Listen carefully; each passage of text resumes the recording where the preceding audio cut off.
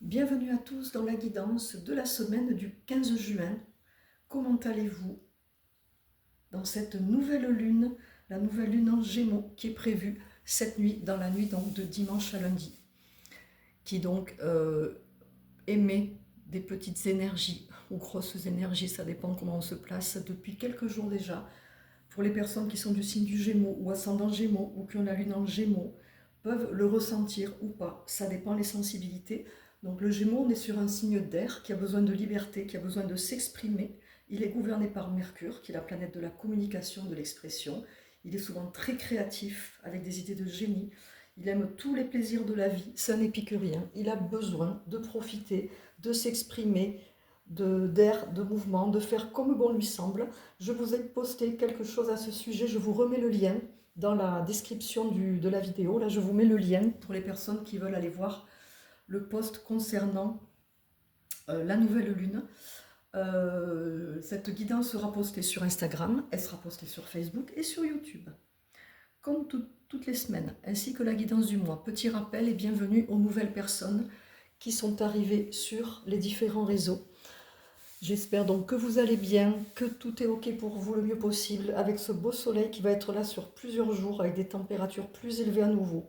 Donc les guides me le disent à chaque fois, et ça paraît tout bête, mais hydratez-vous, hydratez-vous, hydratez-vous. Prenez soin de vous et mettez-vous à l'ombre si c'est compliqué la chaleur. Ne jouez pas avec vos énergies, avec votre corps physique. Il a besoin de se sentir au mieux pour pouvoir accueillir les changements et tous les imprévus, tout ce qui peut être compliqué. J'ai choisi l'oracle du Phénix pour la guidance de cette semaine.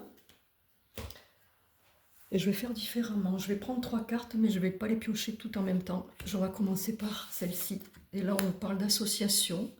Moi, chaque fois que j'ai cette carte qui sort, la première chose qui me vient, c'est la solidarité. On voit des mains autour d'un cercle. C'est un mouvement, il y a un mouvement, une énergie là, de solidarité, d'entraide, tout en respectant, vous voyez, la liberté de l'autre. C'est très lumineux, c'est un peu cosmique, ça c'est moi ce que je ressens moi. Donc on parle d'association, alors d'une définition à l'autre ça peut être différent. Ça peut être pour certains, puisque les guidances sont collectives, hein, donc on ne fait pas de voyance, mais je donne ce qui me vient et ça peut vous parler ou pas. Ça peut être complètement professionnel pour certains, à savoir une association, un changement dans le professionnel, pour une personne par exemple qui a son compte, qui va collaborer, mais ça peut être également une personne, même en tant que salarié, qui va être en association dans un projet, associé à un projet, à un changement, mais ça peut être également personnel, amical, familial, affectif, peu importe. Ça peut être un regroupement, association, on me parle de regroupement, des retrouvailles, mais également, pour tout bête aussi, ça peut être des personnes qui veulent ouvrir pour X raisons, qui ont besoin d'ouvrir, de créer une association ou plusieurs associations à but non lucratif pour pouvoir mettre au plein jour. Ah, j'arrive pas à le dire. Bon, mais je vais trouver une autre phrase, ça vient pas. Pour mettre en place, là ça va mieux, pour mettre en place des projets, pour faire voir le jour à des projets, pour des causes qui vous tiennent à cœur également. Donc là, on est toujours dans la solidarité parce qu'une association qui vient en aide à une personne ou qui est créée pour venir en aide à des personnes pour une cause en particulier, on est dans la solidarité, on est dans l'entraide, on est dans la cause humaine ou animale, peu importe. En tout cas, on est là pour aider des êtres vivants. Donc elle est importante cette carte parce qu'on parle de collaboration, on parle de solidarité, d'entraide, donc d'amour. On parle d'amour. Et là, le cercle au milieu peut représenter la planète ou les planètes ou le système solaire ou le système, l'univers en général. Vous voyez, vous l'accueillez comme ça vient. Il y a des personnes qui vont ressentir autre chose. Donc pour cette semaine, cette carte, elle nous rappelle juste que, pas seulement pour cette semaine, mais pour les mois à venir, les années à venir, puis définitivement, ouvrir un peu plus l'énergie de solidarité. Vraiment, mais pas uniquement quand il y a besoin ou quand il y a des gros problèmes ou des grosses choses qui sont postées sur les réseaux ou des choses atroces qui se passent dans le monde. Essayez d'être ouvert, d'avoir, là on me parle de main tendue, vous voyez, tendez la main, faites-le avec plaisir, avec le cœur, pas uniquement pour satisfaire quelque chose de personnel. Je ne dis pas ça méchamment, bien évidemment, mais faites-le si vous en avez envie. Si vous ne le faites pas, ça n'est pas mal. C'est que vous n'êtes pas prêt. Il y a des personnes qui souffrent d'intrusion, qui souffrent d'agoraphobie ou de difficultés dans la relation et qui ne pourront pas. Et c'est OK. Alors, on va aller vers une autre carte pour... Eh ben, elle est déjà sortie dans le tirage de la semaine dernière. Celle-là, c'était la carte qui recouvrait le tirage final, le transgénérationnel. Donc effectivement, à la suite de ça, j'ai des personnes qui sont venues d'ailleurs pour libérer des mémoires parce que ça leur a énormément parlé. Dans le transgénérationnel, on est tous concernés. On a des ancêtres qui ont vécu des choses compliquées, la guerre, l'esclavage, la torture, les abus, le viol. Et ça se perpétue encore parce que si on prend l'exemple de la torture, même si la torture, elle n'existe plus dans certains pays comme elle existait dans d'autres décennies, mais on se torture déjà l'esprit, on est toujours en conflit avec soi ou les autres, on est toujours en train de lutter pour certains face à des situations. Donc, le fait de porter tout ça depuis très longtemps fait que ça pèse lourd maintenant. Il n'y a jamais eu autant de burn-out à notre époque. Et pourtant, Dieu sait s'ils travaillaient dur, les anciens, mais ils portent tellement cette mémoire de il faut travailler dur pour s'en sortir. La vie a tellement augmenté, tout est cher, c'est tellement difficile maintenant de se loger, tout a augmenté qu'effectivement, l'être humain, il a peur, cette peur du manque qui existait déjà au niveau des ancêtres, elle est toujours là et elle se nettoie, la peur du manque se nettoie, les mémoires financières se libèrent. Et qu'est-ce qui se passe quand on les enlève, qu'on les nettoie? On enlève des couches, puis les couches suivantes remontent à un moment donné s'il y en a d'autres. On enlève et ça s'améliore, il y a de moins en moins de souffrance et ça ouvre des portes au niveau de l'abondance, forcément, c'est logique. Donc, ce transgénérationnel qui sont des mémoires, des schémas, des blocages, etc., qui sont transmis depuis des générations et des vies, notre époque, on est formé, c'est pas le mot. On arrive avec des connaissances et au niveau de l'âme, on peut se former également, mais on porte cette capacité et c'est le moment de le faire et aussi cette logique pour le faire et puis cette connaissance et cet éveil qui est suffisamment là pour pouvoir le faire dans notre époque à nous. Je ne sais pas si c'est très clair ce que j'ai dit là, j'ai pas l'impression. Bon, c'est pas... Vous me direz, faites un petit retour. Ce que je veux dire, c'est que ce n'est pas les ancêtres qui allaient le faire parce qu'ils n'avaient pas la connaissance, la plupart n'y croyaient pas et ils ne savaient pas faire pour eux, c'est très cartésien, quoi, vous voyez. On allait à l'usine, on allait dans les champs, on allait travailler dans des choses qu'on connaissait, qui étaient concrètes.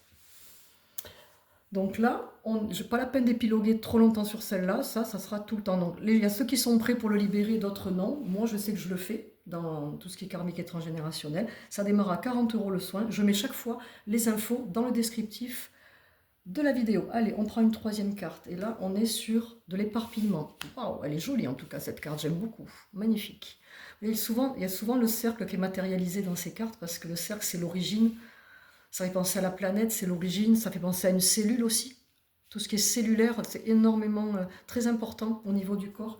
On est très sensible à tout ce qui est cellulaire, c'est normal quelque part. Alors, d'ailleurs, je ne vais pas m'éparpiller, ils sont en train de me dire dans quelle direction tu vas là. Donc c'est très drôle parce qu'ils m'ont poussé à m'éparpiller limite. Et comme c'est quelque chose que moi j'avais à corriger chez moi, c'est très drôle la manière dont ils l'ont fait.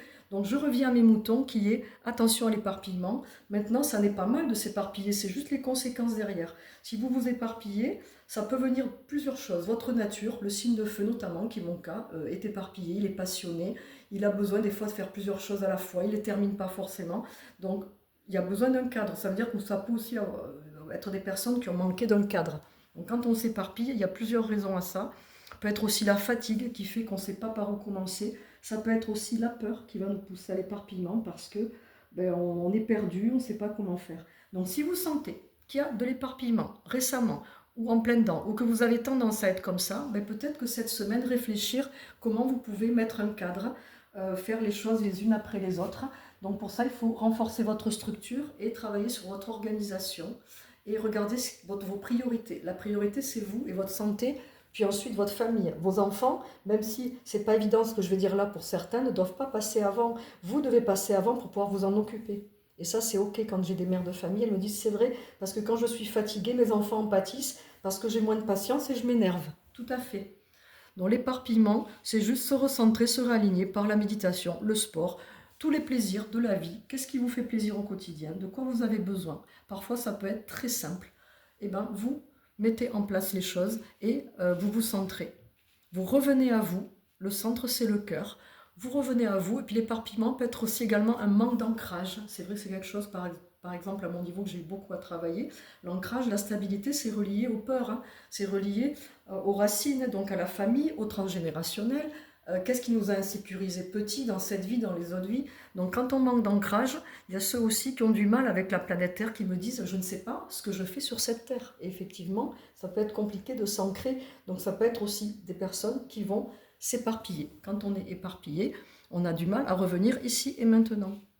Mais ça se travaille, ça s'améliore. Rassurez-vous. Allez, on va en prendre une petite dernière pour le plaisir. On a l'âme sœur. Elle est magnifique. Elle sort pas souvent celle-là. Qu'est-ce qu'on nous dit? Qu'est-ce qui me vient par rapport à...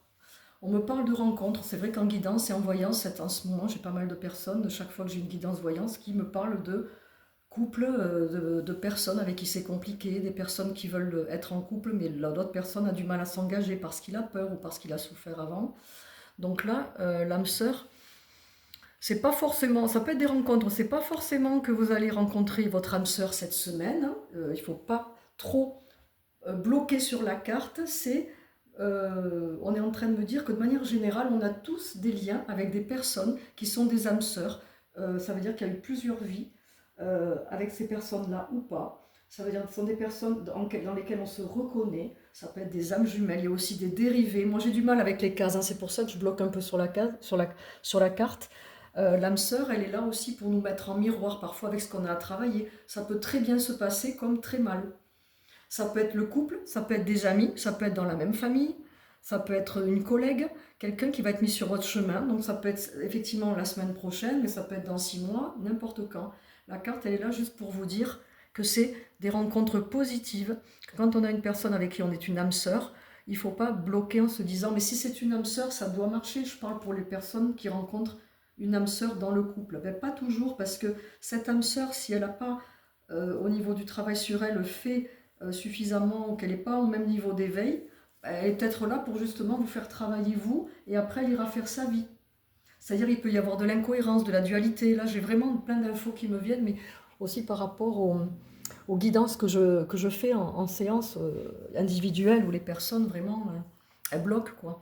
Donc ça c'est un cadeau, comme la carte le montre, c'est un cadeau de la vie qu'on vous fait, une retrouvaille. La retrouvaille est un cadeau, mais elle est là pour vous permettre d'évoluer. Nos incarnations, on est là pour évoluer, pour s'accomplir, pas pour être en couple. On ne vient pas pour être en couple. En revanche, l'association, le couple, tout ça, c'est fait pour nous faire évoluer.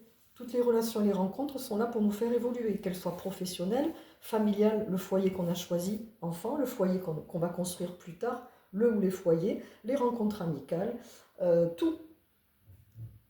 L'épicier du coin, n'importe qui peut vous faire travailler sur vous. Donc pour cette semaine, on s'organise mieux, on se cadre, on tend la main, on fait gaffe à son transgénérationnel, on est à l'écoute de soi, on prend soin de soi, on s'hydrate, on profite, on pense à ses prochaines vacances, et je vous souhaite une merveilleuse nouvelle lune en Gémeaux, un bon dimanche, une belle semaine.